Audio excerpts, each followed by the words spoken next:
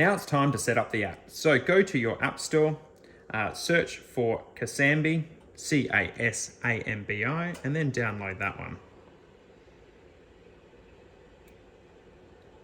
Once download, hit open.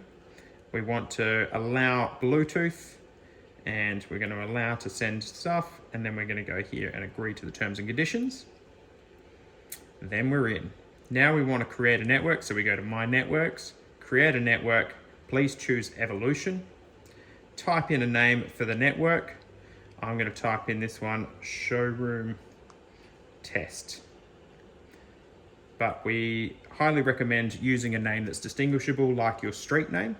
Then we want to go to sharing. The reason why we want this is we want to make it so it's accessible to other people in your family.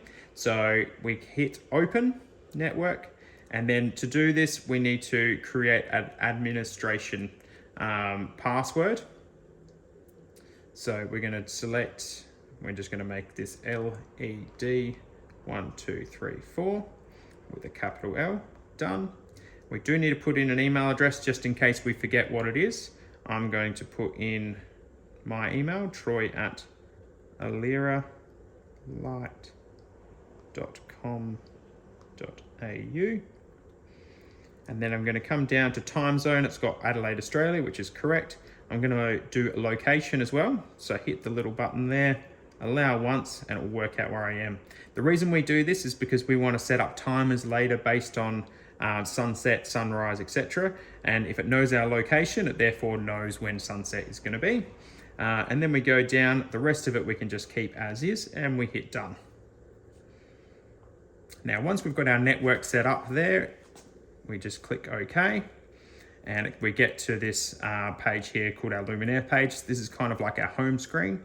At the moment, no devices or anything have popped up. But if I come over and turn our power on now,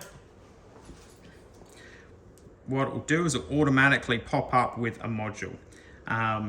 However, what we're doing today is we want this to be on, we've got two different circuits that we want to control. So we want to actually go back from here, go to the More button, find Nearby Devices. There's the device that we've got currently there. We're going to click on that. We're going to do Change Profile. And today we've got a Firefly and a Lotus. So we've got two channels. So we want to find PWM 2 channel. Now, if you've got 3 or 4 channels going on, then you'd select those, or if you've just got the one channel, you would just keep it as one channel. I'm just going to hit Start Update, and what's happening now is it's updating the software on the module to now be 2 channels. If you can see in the background there, both lights have now turned on because we're controlling the 2. Now that we've got that updated, we're going to click on it again, and we're going to add to Showroom Test, which is the network we just created. Now, as you can see on this menu, it shows that it's now part of our network. So if I hit back, if you are wanting to, it does come up with a thing, if you want to update the firmware, you can do that later or now. We're going to do that later. If we hit Luminaires, now we've got our one module. So you'll get a circle for every module that you have. Now, if I tap on that module, it'll turn both of the lights off. Tap on it again, it'll turn it on. Now, to control them independently of each other, I just hold my finger down, and then I've got 2 sliders here. So slider 1 was our Firefly. See how that's dimming down and now off. And slider 2 is our Lotus there. It's that easy to do. And while we're here, we can actually rename these. So just by double clicking, I'm going to call the first one Firefly, and the second one Lotus. Done. So now I know what I'm controlling. So this could be, for example, your front garden or your back garden, or this could be your steps and your trees. This could be anything. So you can name it however you like. The next function I recommend setting up is creating a scene. So if we go to Scenes, we can go Add Scene.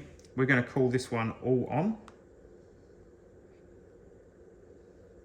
like so.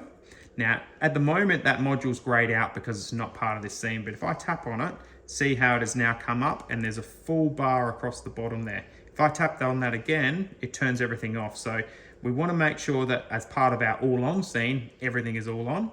And you can see that the bar's fully across now once I've tapped that again. So now I'm going to hit done, and then hit done again.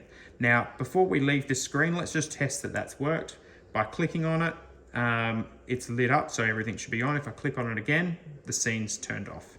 Scene's turned on and off.